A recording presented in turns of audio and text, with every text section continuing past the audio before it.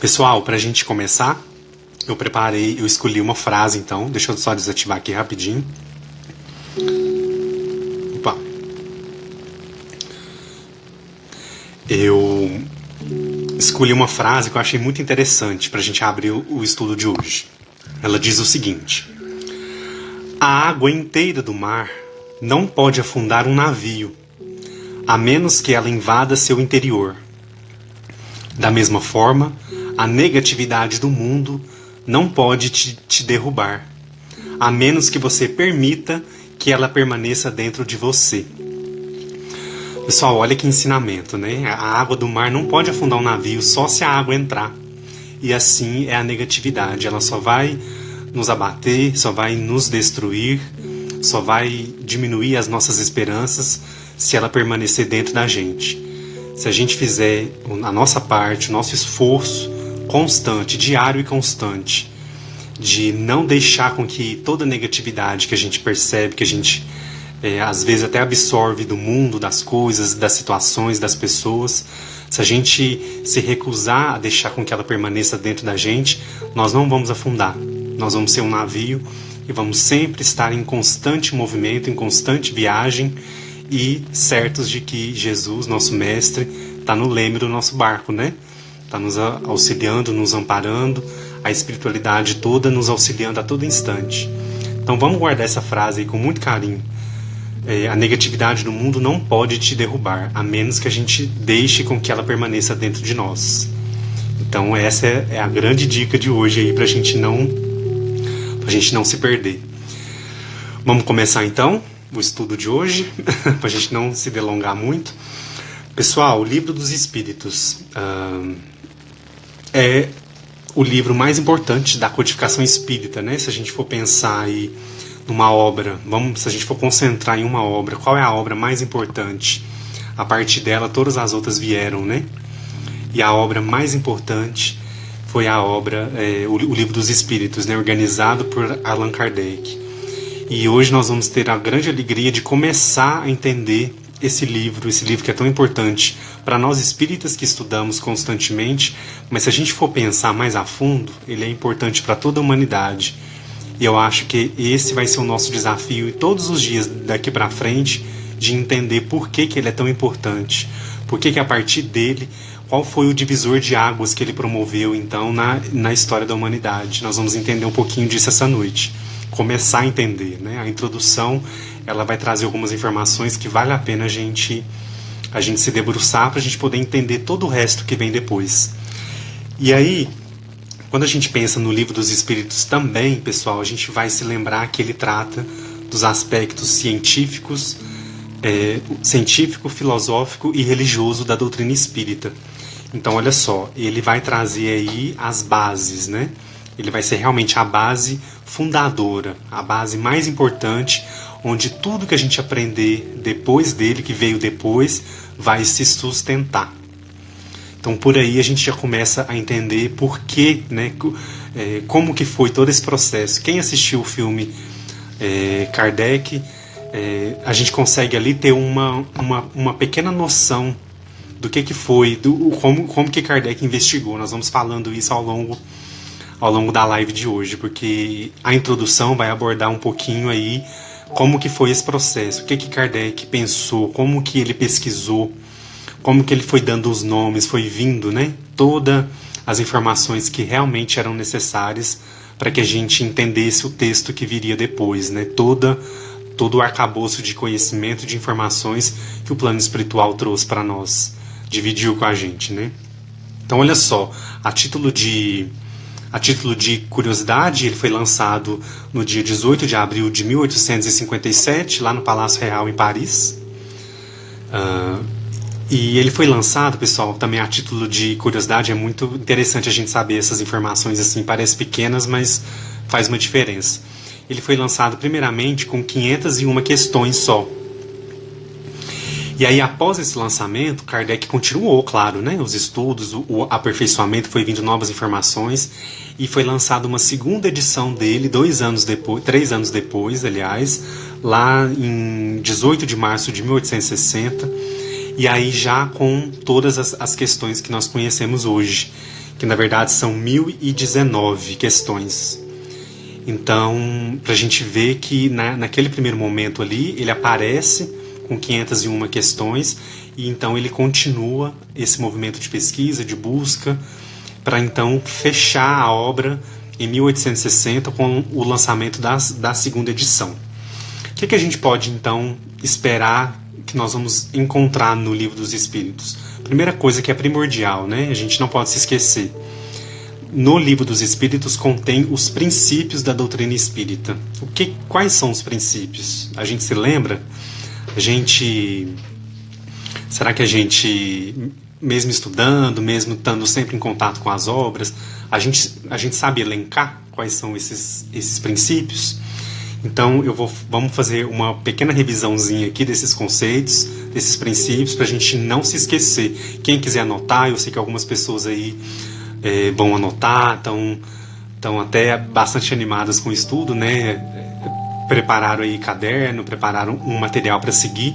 Então quem quiser anotar aí, fica à vontade, tá bom? Então vamos lá. Primeira coisa, primeiro princípio importantíssimo que a gente não pode se esquecer: a existência de Deus, né? A doutrina espírita realmente nos traz em um dos seus princípios a existência de Deus. A gente consegue compreender então que existe esse Deus, esse Pai, realmente que criou tudo, que ampara e coordena tudo. A existência de Deus, o primeiro. Segundo, a imortalidade da alma. Então a gente, com o conhecimento espírita que veio com o Livro dos Espíritos e toda a codificação, também é um princípio muito forte, muito relevante. Imortalidade da alma. Terceiro, pluralidade das existências. Então a gente passa a ter o conhecimento de que nós vivemos outras experiências e possivelmente vamos viver outras após essa, né? Então, pluralidade das existências. Quarto princípio, pluralidade dos mundos habitados. Então, a Terra é o único planeta que existe, pessoal? Não, a gente sabe que existem inúmeros mundos habitados aí e que estão ainda em criação. Deus está criando esses mundos ainda. Então, a criação ela não é estática, ela ainda está acontecendo. Então, a Terra, né, é um planeta só em meio a toda a imensidão aí da criação de Deus. E o quinto, a comunicabilidade dos espíritos, muito importante também. A gente saber entender que existe essa possibilidade. Os espíritos se comunicam com os homens encarnados, com os espíritos encarnados, né? Então, a comunicação dos desencarnados para os encarnados. Também a gente vai aí a todo momento se deparar com essas informações, com esses textos, com todo esse conhecimento que veio do plano espiritual até nós. Então, olha só, a gente tendo esse conhecimento desses princípios, olha só o quanto que a gente já consegue ter uma pequena noção do que vem por aí com a obra, né? É claro que o estudo ele precisa ser constante, ele deve ser constante, mas a gente partindo do início mesmo, né, de retomar esses princípios, de entender esses princípios, com certeza o estudo ao longo de todo o livro ele vai sendo mais bem direcionado, mais bem fluido dentro de nós, né? Então, por conter esses princípios, então, que a gente acabou de citar aqui, a codificação, o Livro dos Espíritos em si, desculpe, ele então lança as bases para que sejam aprofundadas nas obras seguintes. Então, o Livro dos Espíritos em si, pessoal, é uma visão ampla e geral do que é a doutrina espírita. E aí, mesmo ao longo das perguntas, ao longo das respostas, nós vamos obtendo aí o conhecimento, e esse conhecimento ele vai se esticando aí para as outras obras. É isso que nós vamos entender um pouquinho hoje. Então, se alguém me falar assim, Edu, eu só li o Livro dos Espíritos, tá bom? Nossa, se você lê o Livro dos Espíritos, se você busca entender o que está ali, busca absorver aquele conhecimento, já é um começo, muito bom. Agora, as outras obras da codificação, pessoal, elas são um aprofundamento do Livro dos Espíritos. E aí, se a gente se dedicar ao estudo dela também, das outras obras, eu digo, a gente vai conseguir, então, aprofundar ainda mais o conhecimento que já está colocado no Livro dos Espíritos. Então, olha só, a gente vai entender o Livro dos Espíritos, começar a entender, para quem ainda não leu, para quem ainda não sabe nada, ou para quem já conhece também, é bom a gente revisar também. Para quem já viu, para quem já leu algumas vezes, para quem se dedica ao estudo constante, né? É bom a gente revisar também. Então, o Livro dos Espíritos, ele é dividido em 4 livros. Então, 4 livros dentro de um mesmo livro, como se diz, né? Então, são 4 livros. O primeiro se chama As Causas Primárias. O livro segundo, Mundo Espírita ou dos Espíritos. O terceiro, Leis Morais. E o quarto, Esperanças e Consolações.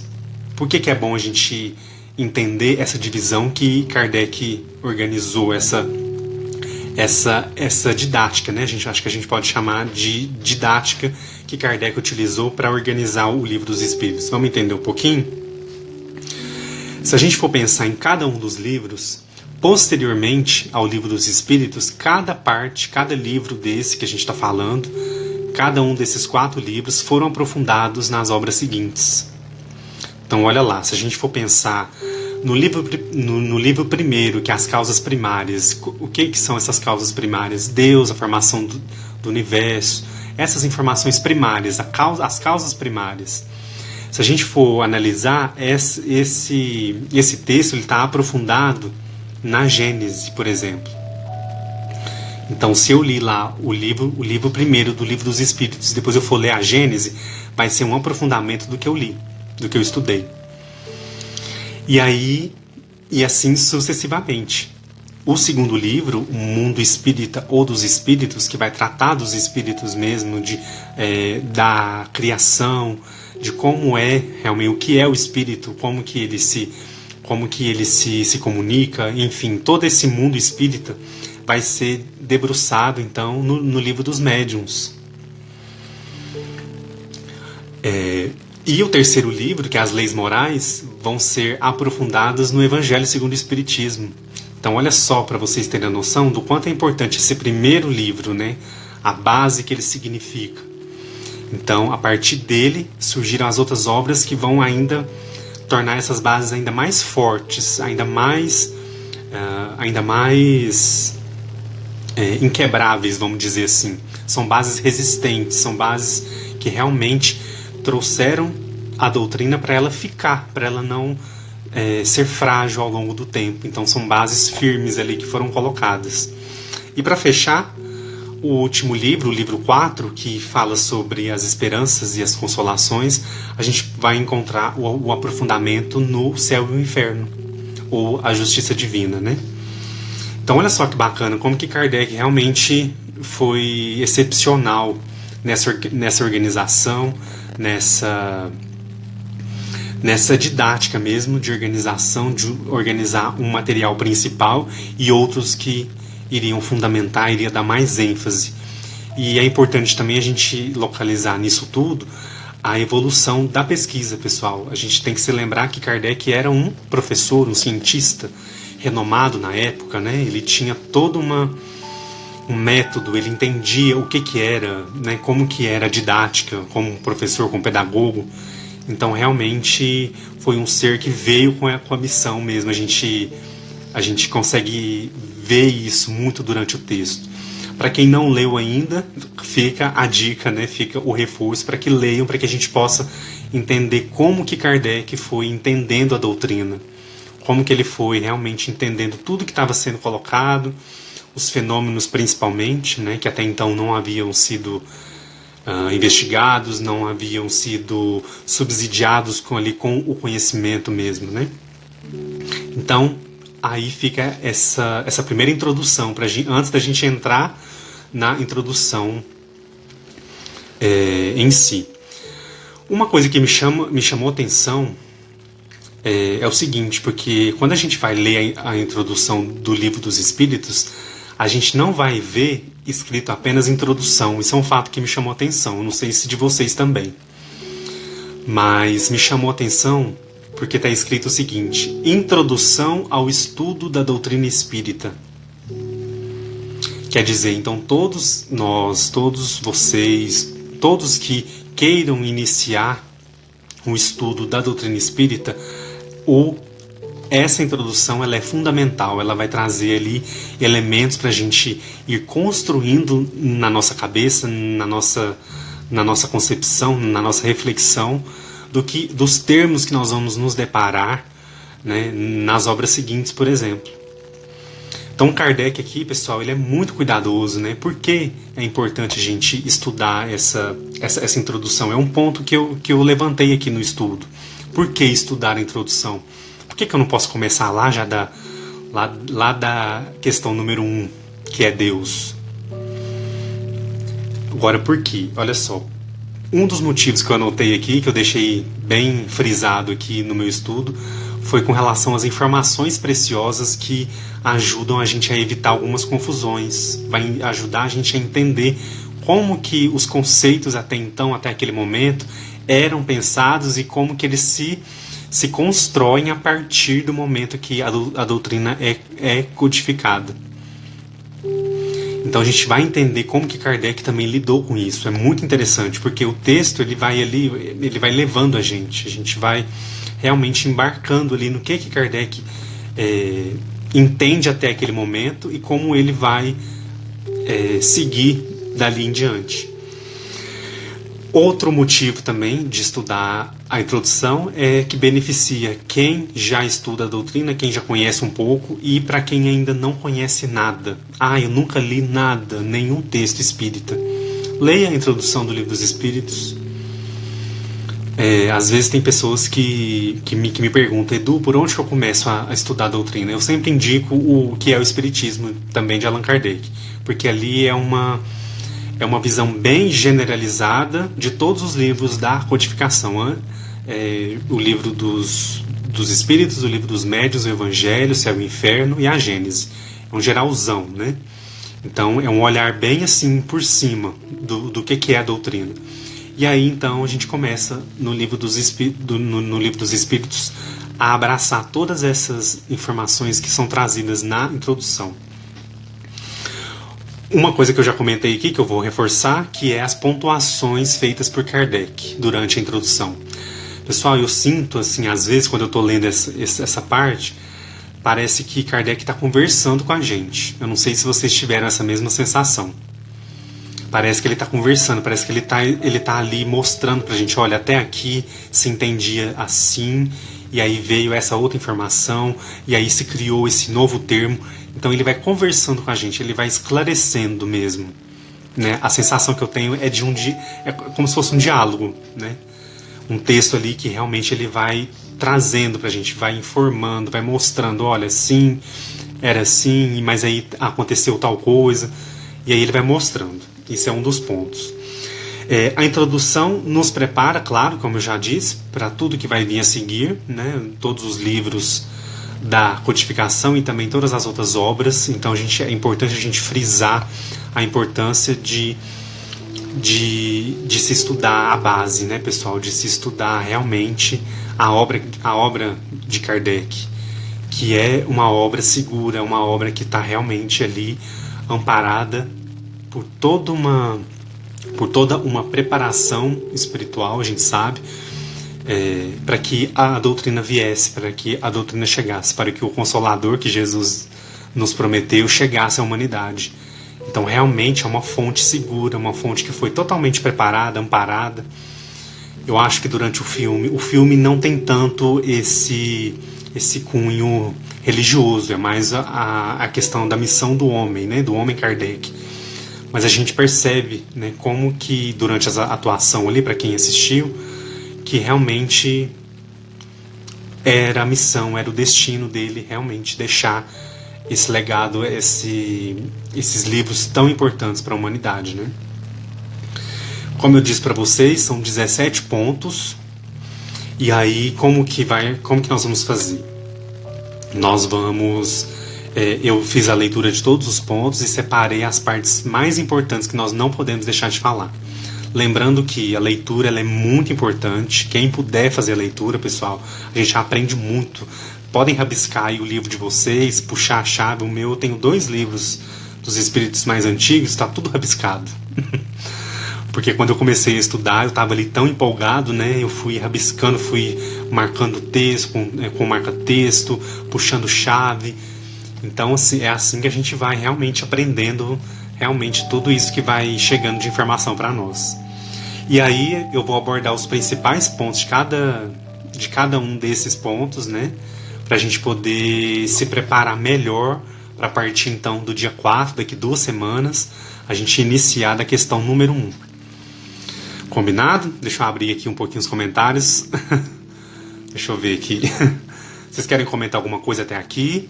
Fiquem à vontade, que aí a gente se prepara então para começar já no item 1. Para quem estiver seguindo aí, tá bem fácil, tá? De acompanhar para quem estiver seguindo aí, ainda não leu alguma coisa.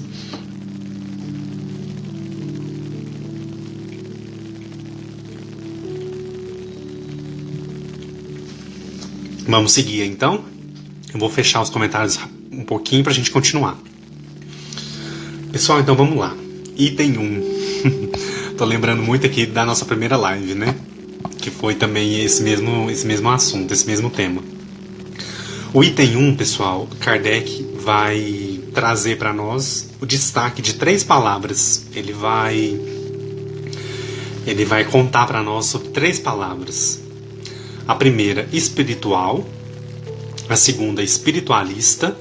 E a terceira, espiritualismo. Então ele vai dar destaque para essas 3 palavras: espiritual, espiritualista e espiritualismo.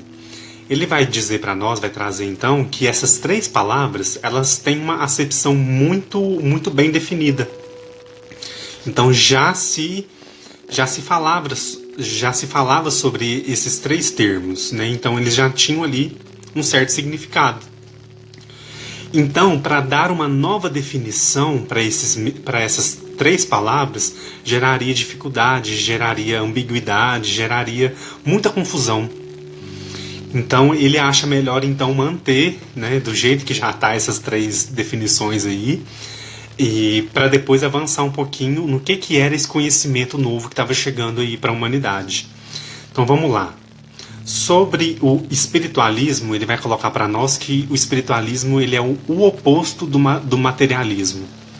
Então, a gente já até fez uma live aqui um tempo atrás, não lembro exatamente quando, mas nós falamos somente sobre o materialismo. Foi uma live muito bacana, inclusive. Então, o espiritualismo é o oposto do materialismo. O que quer dizer isso? Quem acredita que tem, né, em si uma outra coisa além da matéria, essa pessoa ela é espiritualista. Mas não necessariamente essa pessoa ela crê nos espíritos e nas suas manifestações. Então uma coisa é acreditar, existe alguma coisa além, alguma coisa à frente. Mas eu não sei se é espírito, eu não sei se é mundo espiritual, eu não sei. Então essa pessoa ela é espiritualista, né? Ela tem uma visão espiritualista, então. Ela não define exatamente, mas ela acredita que existe algo além. Então, se eu acredito que existe algo além, pessoal, então o materialismo, para mim, ele não é suficiente. Por isso que ele vai dizer, o espiritualismo é o oposto do materialismo.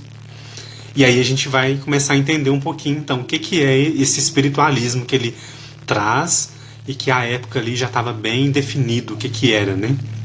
Então vamos lá. Vamos definir então espiritualismo de uma forma mais contundente? Vamos lá. Eu anotei aqui o seguinte, como uma doutrina que consiste na afirmação da existência ou realidade substancial do espírito e da sua autonomia, diferença e preponderância em relação à matéria. Então existe algo além da matéria. O que é esse algo? E aí cada seita, cada doutrina, cada religião vai direcionar uma visão para isso, certo? E aí, para complementar o nosso estudo, então, do que é esse termo espiritualismo, eu vou utilizar aqui mais uma vez o livro O Espiritismo de A a Z, tá? Que é editado pela FEB. É um livro que traz aí muitos verbetes, né, espíritas para a gente poder analisar um pouquinho mais. Lá onde fala sobre espiritualismo, na página 321, para quem tiver o livro aí, vai dizer o seguinte: usa-se em sentido oposto ao do materialismo, né, que é o que a gente está falando aqui. Crença na existência da alma espiritual e imaterial. O espiritualismo é a base de todas as religiões. Olha só, pessoal, o espiritualismo é a base de todas as religiões. A religião, ela acredita geralmente em algo que transcende a matéria. Então, ela, de alguma forma, ela é espiritualista. Ela tem uma base espiritualista. Então, é interessante a gente pensar isso também. Às vezes, a seita, a doutrina, ela não vai falar do espírito, que ela ainda não chegou nessa compreensão do espírito, do mundo espiritual, desse arcabouço de informações que nós já temos. Mas ela acredita que existe algo. E aí é esse algo aí que nós vamos também aprofundar um pouquinho na noite de hoje. E aí, olha só, então Kardec começa a entender essas definições porque ele está buscando uma definição. Ele está buscando uma definição que vai realmente fazer com que se entenda a crença na existência dos espíritos e nas suas comunicações. Que palavra ia usar?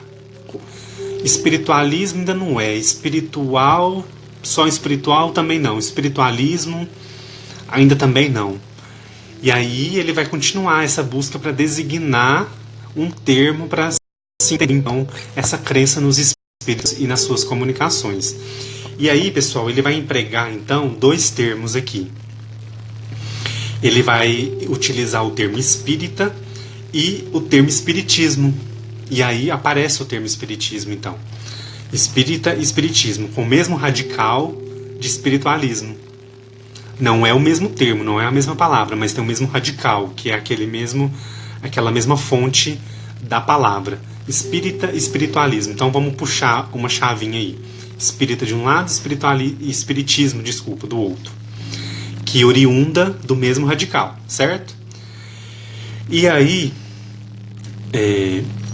ele não vai utilizar, então, né, só para reforçar, ele não vai utilizar o termo espiritualista e nem espiritualismo para designar a crença nos espíritos, tá? Então ele vai utilizar o termo espírita e vai utilizar o termo espiritismo. E aí a gente vai começar, então, a entender como que veio, né? Veio esse termo espiritismo, como a gente conhece mesmo. A vantagem que se tem, então, de se utilizar esses dois termos, espírita e espiritismo, é que eles são perfeitamente inteligíveis, né? Deixando, então, o termo espiritualismo com a sua acepção própria. Ele não vai tentar dar outro significado para o termo espiritualismo. Ele vai, então, deixar o termo espiritualismo como ele já é entendido, como ele já é realmente difundido aí em todo mundo, e vai, então, designar esses outros dois termos, espiritismo e espírita. E aí a gente começa, então, a entender como que surge, então, o termo espiritismo. A partir daí, então. Se a gente for pensar, então, doutrina espírita ou espiritismo, então ele vai trazer essa definição. O que é a doutrina espírita ou espiritismo, né? A gente pode usar os dois nomes. Tem por princípios as relações do mundo material com os espíritos ou seres do mundo invisível. Então, essa é a primeira definição. Princípios, tem por princípios as relações do mundo material com os espíritos ou seres do mundo invisível. A primeira definição que nós temos, então, de espiritismo ou doutrina espírita. E os adeptos dessa doutrina são os espíritas, ou então era muito utilizado na época da codificação e até algumas décadas depois o termo espiritistas. Então nós também podemos ser chamados de espiritistas, apesar de nós utilizarmos mais o termo espírita, né? E aí então fica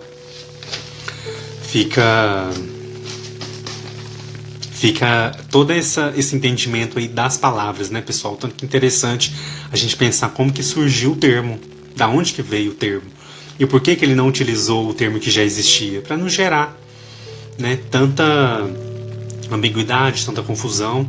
E aí então veio o nome espiritismo, doutrina espírita. Essa então foi a primeira parte que eu selecionei aqui para a gente poder conversar.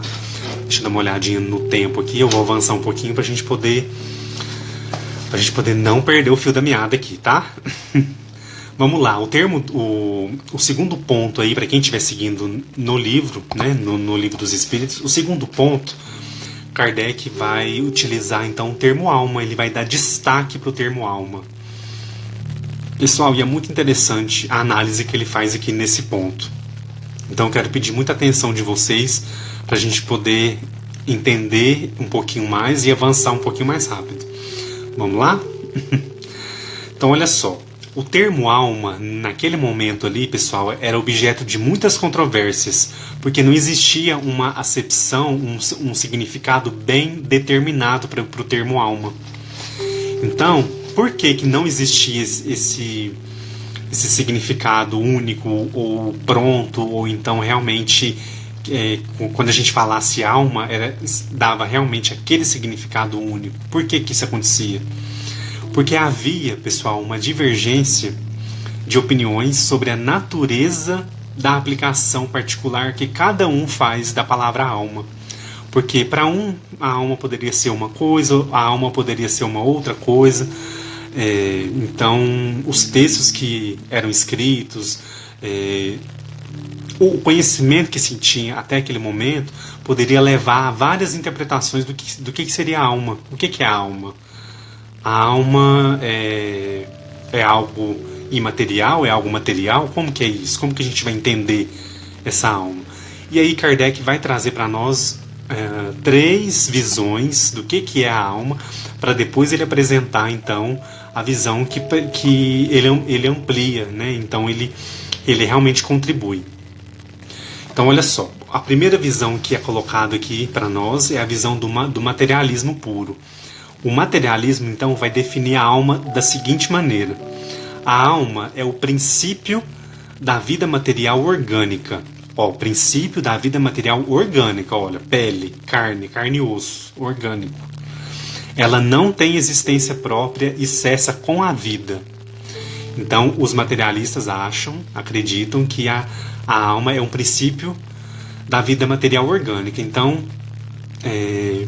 ela não tem a existência própria e ela cessa com a vida. Então, se eu morrer, eu não tenho mais alma. A alma deixa de existir. Ela só é esse princípio vital orgânico. Material orgânico, desculpa. Então, a gente pode entender a primeira visão. A segunda visão, então, a segunda visão diz o seguinte: a alma é o princípio da inteligência, agente universal, do qual cada ser absorve uma porção. Olha que interessante a gente pensar. Então já ampliou um pouquinho mais. A alma é o princípio da inteligência, agente universal do qual cada ser absorve uma parte, uma porção. O que quer dizer isso, pessoal? Essa visão aqui acredita o seguinte, que há no universo uma só alma. Existe uma alma só apenas no universo. E essa alma única, ela distribui centelhas entre os diversos seres inteligentes durante a vida, durante a nossa vivência aqui. Nós somos centelhas dessa alma única. E aí, após a morte, cada centelha retorna a essa fonte. Então, a gente, no caso, após o nosso desencarne, a nossa morte, a gente retornaria, então, esse princípio aí de inteligência, ele retorna para sua fonte original. Né, a fonte comum, onde se funde com o todo. Olha só, se funde com o todo. Kardec vai usar aqui a imagem dos riachos e dos rios que retornam ao mar. Então é essa imagem. A gente partiria, né, essa visão acredita que a gente partiria de uma fonte única. Essa fonte ela distribui centelhas para os seres vivos, e aí após a morte essa centelha retorna à fonte original. Como aquela imagem mesmo do rio que retorna para o mar. É essa imagem mesmo, né? Ele foi um pouquinho poético nesse momento, mas é fácil para a gente poder entender também, né? E aí, se a gente for resumir então essa visão, ela vai dizer o seguinte: há em nós mais do que a matéria. Então essa visão aqui já avança um pouquinho. Há em nós um pouquinho mais do que a matéria. Mais ou menos, mas é mais ou menos como se não restasse nada. Porque não tem a individualidade. Né? Então, sem a individualidade, nós não teríamos consciência de nós mesmos. Então existe algo além da matéria, mas é como se não restasse nada, porque não há individualidade nessa visão aqui. E aí, se não há individualidade, não há consciência de nós mesmos. Então é como se não tivesse nada. Retornaria para o todo e ali misturaria de novo com o restante e novamente seriam distribuídas em outros lugares, em outros seres, né? Interessante a gente pensar, entender um pouquinho essas visões que já existiam na época da codificação espírita, né? E aí, pessoal, essa visão também ela compartilha, né, que a alma universal então seria Deus e cada ser uma porção da divindade. Então cada um de nós seríamos uma porção de uma alma única que é Deus. Essa visão, pessoal, é uma visão do panteísmo. O que é o panteísmo? Vamos olhar aqui no livro Espiritismo de A a Z. Lá na página 657 vai dizer para nós que o panteísmo ele é uma doutrina que acredita que tudo sai de um só princípio e tudo volta a se reintegrar nesse mesmo princípio para de novo sair e voltar, constituindo estas perpétuas separações e reintegrações à rodagem da máquina universal. Então é bem isso que a gente conversou já, né, que eu expliquei. Então é esse eterno ir e voltar, né, essa reintegração. A alma universal, o todo, ele distribui essas centelhas e essas centelhas uma hora retorna e depois ela volta de novo em outros seres e assim vai, continuamente. Essa é a visão panteísta, então, da alma. O que seria a alma? E aí, então, já dá pra gente ter uma noção do que é, né, que a gente está conversando, né? De como que Kardec vai realmente trazendo para nós. A terceira visão, então, é a visão espiritualista. Olha só. A visão espiritualista vai dizer o seguinte, que a alma é um ser moral. Olha a diferença. A alma é um ser moral, distinto, independente da matéria e que conserva sua individualidade depois da morte. Olha a diferença, então. É um ser moral, distinto, independente da matéria e que conserva sua individualidade depois da morte. Essa acepção, essa significação aqui é de uma forma mais geral, né? De uma forma espiritualista mais geral. Claro que existem as ramificações, as doutrinas, as religiões, cada uma vai ter a sua visão mais específica. Mas de uma forma geral, é essa visão, né? Como que eles enxergam a alma. E aí Kardec faz uma consideração que eu achei muito interessante. Ele vai dizer que sob um nome ou outro, né, entendendo a alma de uma forma ou de outra, a ideia deste ser que sobrevive ao corpo se encontra no estado da crença instintiva. Eu achei muito interessante ele usar o termo crença instintiva. Pessoal, eu não sei se vocês já sentiram isso, já perceberam isso. Talvez quando a gente é mais novo, quando a gente é criança, ou então quando a gente ainda é muito jovem, pelo menos para mim, eu tinha essa sensação, eu acho que é um pouquinho dessa crença instintiva aqui, de que realmente eu já vinha de outras situações, de outras experiências, de outras vidas. Isso para mim era instintivo. De uma forma ou de outra, é instintivo no ser humano. Por mais que às vezes ele não aceite, que ele não acredite, que ele esteja estagiando em alguma religião, em algum lugar, em alguma situação intelectual, que seja. Nós temos essa crença instintiva. Ela pode estar adormecida por vários e vários motivos. Mas nós temos dentro de nós essa crença de que a gente está vivendo aqui uma experiência, um momento, e nós já viemos de outras experiências, estamos aqui agora e vamos vivenciar outras em outros momentos. Eu acredito muito nessa crença instintiva, por mais que algumas pessoas não consigam identificar. Não é preciso identificar, é uma coisa instintiva do ser humano, né? Então, eu acho interessante ele utilizar esse termo. E aí, ele vai retomar ao termo alma, né? Ele vai falar, considerando o lado linguístico, né? Então, olha só, vamos olhar o termo alma, considerando apenas o lado linguístico, sem discutir mérito de qual visão está certa. qual dessas três visões está certa, não é o mérito da questão agora. São três aplicações, né, que a gente está entendendo aqui de como aplicar o termo alma. E essas explicações, essas aplicações, desculpe, elas são racionais e em seu ponto de vista. Então, é um ponto de vista racional, foi refletido e é defendido, ou era até aquele momento, né? São três ideias completamente diferentes. Vocês perceberam? Um acha que cessa com a vida, o outro acha que não é individual, é uma alma universal, e o outro já fala que é um ser moral, é um ser distinto, independente da matéria. Então são três visões completamente diferentes. E aí Kardec faz as suas considerações como professor, como pesquisador, como cientista, como pedagogo, enfim. Ele vai então fazer as suas ponderações aqui neste momento. Ele vai dizer o seguinte, que o erro é porque não existe na nossa linguagem um outro termo senão essa mesma palavra para dizer as mesmas ideias. Então, de uma forma ou de outra, é como se fosse, pessoal, uma dificuldade da linguagem em se expressar, né? Não tem outras palavras para dizer isso. Então a gente usa o termo alma para definir essas três visões. E aí, para evitar qualquer equívoco, é preciso restringir o significado a uma dessas ideias. Então ele vai definir aqui então o que seria a alma. Ele vai restringir então o significado em uma ideia. E aí ele vai dizer o seguinte, ele vai definir, ele vai trazer a acepção da palavra alma da seguinte maneira. A alma é o ser imaterial e individual que reside em nós e sobrevive ao corpo. Então olha só, ele restringiu aí o significado e trouxe então um novo entendimento. Né? A alma como ser imaterial e individual que reside em nós e sobrevive ao corpo.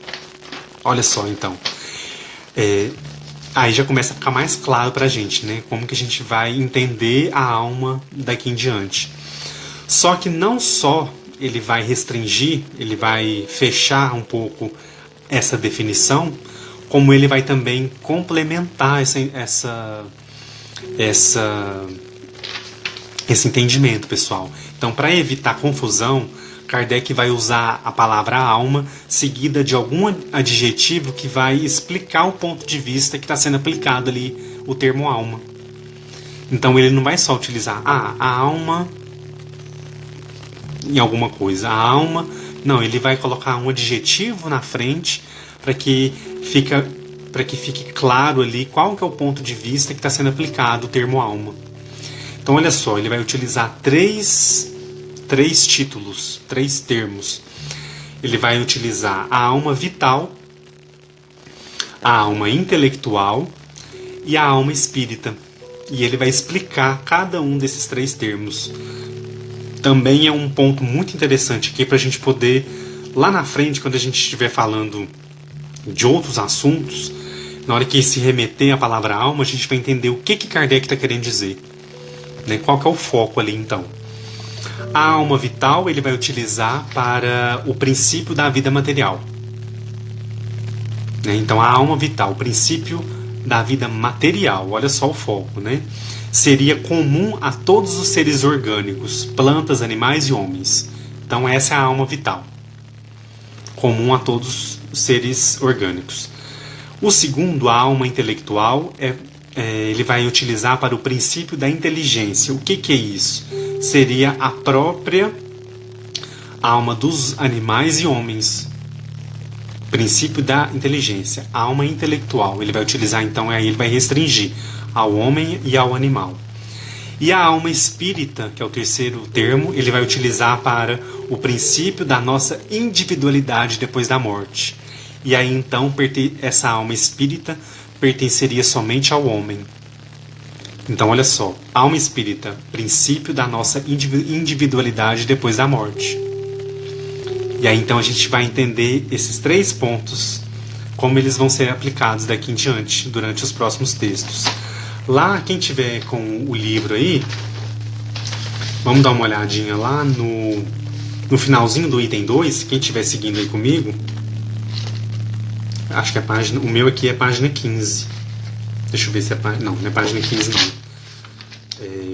É página 9. Kardec vai fechar o item 2 dizendo o seguinte: acreditamos dever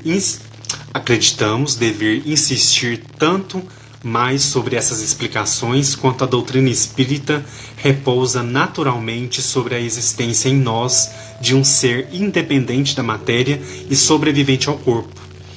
A palavra alma, devendo aparecer frequentemente no curso desta obra, que a gente está estudando, o Livro dos Espíritos, importava ser fixada no sentido que lhe atribuímos, a fim de evitar qualquer equívoco. Então Kardec faz um pedido aqui praticamente para a gente, né? Para que a gente entenda o termo alma no sentido que ele está empregando aqui, para ficar mais fácil a gente entender tudo que vai vir aqui no restante do livro, no restante da obra. E não só nessa obra, né, pessoal, mas em todas as obras da codificação espírita. Então Kardec pede para que a gente se fixe nesse ponto que ele frisou aqui do que é a alma, para que a gente possa compreender de uma forma mais satisfatória todo o conteúdo que vai vir daqui em diante. Pessoal, deixa eu ver aqui, eu vou avançar para o item 3, porque o horário já está bastante avançado, para a gente não se perder tanto, tá bom?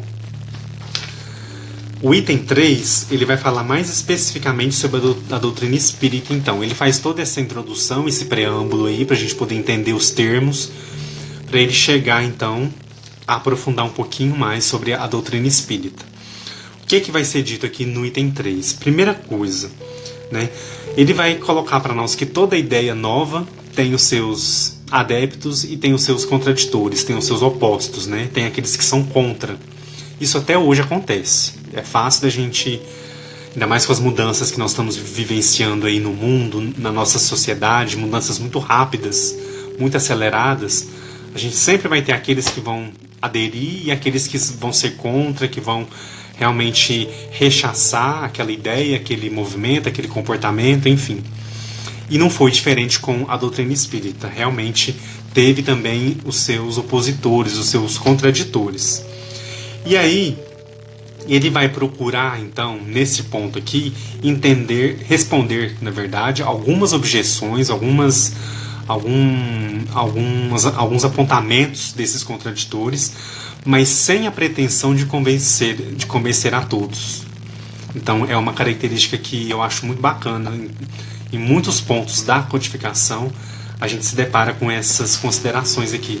A nossa intenção não é convencer ninguém, mas é apontar o que é com clareza, com verdade, né? E aí você, dentro da sua racionalidade, do seu pensamento, da sua reflexão, vai aceitar ou não aquela ideia.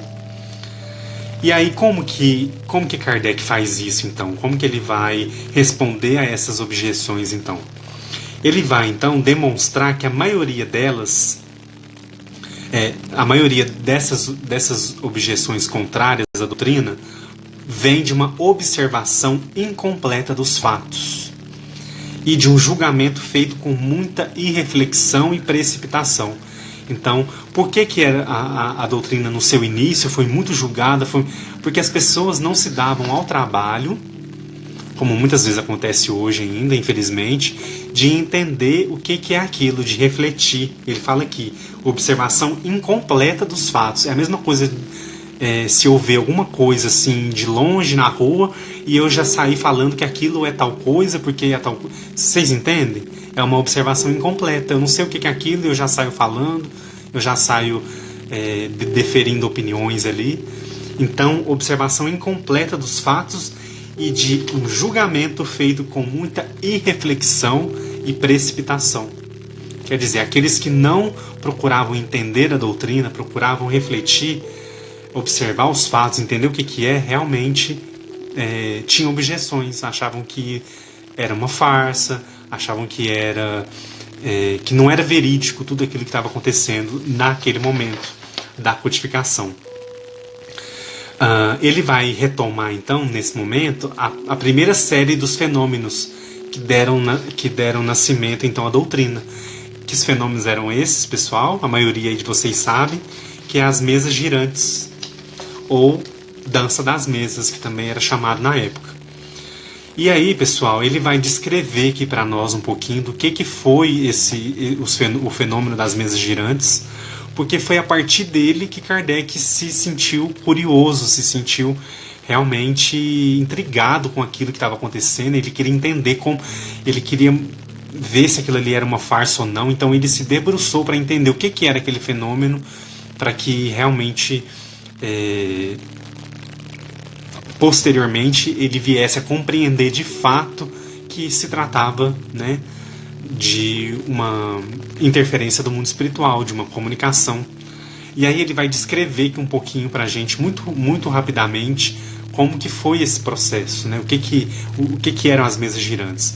Ele vai dizer aqui de uma forma mais genérica que era um fenômeno que acontecia sob circunstâncias estranhas. E aí ele vai descrever que eram ruídos, pancadas, sem causa ostensiva, conhecida, sem algo que explicasse por que acontecia aquelas pancadas, aqueles barulhos. Então, no começo, havia muita incredulidade. Isso aí é um show de mágica, isso aí é alguma coisa. Mas a multiplicidade das experiências não permitiram a dúvida. Quer dizer, era fenômenos, experiências que estavam acontecendo em vários lugares ao mesmo tempo. Não era só em um lugar. Então isso chamou atenção. Opa, peraí, tem alguma coisa aqui. Se está acontecendo aqui na França, está acontecendo lá na América, está acontecendo na Inglaterra, está acontecendo em outros países. Peraí, tem alguma coisa aí então, né? E aí chama atenção. Eu não sei se vocês assistiram aquela série do Houdini, passou alguns anos atrás, acho que uns 3, 4 anos atrás, ela passou na TV aberta. Nessa série do Houdini, que foi um grande mágico, né, dessa mesma época aqui, nessa série mostra um pedaço lá que as mesas girantes era como se fosse um espetáculo para a burguesia da época. Então eles se reuniam em salões e viam aqueles fenômenos ali. Mas a maioria esmagadora deles achavam que era coisa de mágica, né? E não dava nem tanta importância. Mas a partir do momento que aquilo foi se multiplicando, foi acontecendo em vários lugares, em vários momentos, em situações diferentes, aí chamou atenção. Opa, tem alguma coisa aí, né? E aí a dúvida ela foi sendo colocada em xeque aí nesse momento. Se eles fossem limitar, pessoal, esse fenômeno, então, ao movimento dos objetos, somente a movimento de objeto, ele se explicaria por uma crença física. Então, se fosse só um movimento por movimento, a física poderia explicar isso. Isso acontece porque tal lei da física diz isso. Mas ele até usa o exemplo aqui, né? O exemplo da eletricidade, que também naquele momento ali estava sendo começando a ser utilizada. Pessoal, então a live vai encerrar daqui a alguns segundinhos. Eu vou salvar essa primeira parte e volto para a gente continuar. Eu parei aqui no exemplo da eletricidade, tá bom? Então eu vou convidar todos vocês que estão online aí comigo ao vivo para retornar para a gente continuar, tá bom? Aguardo vocês.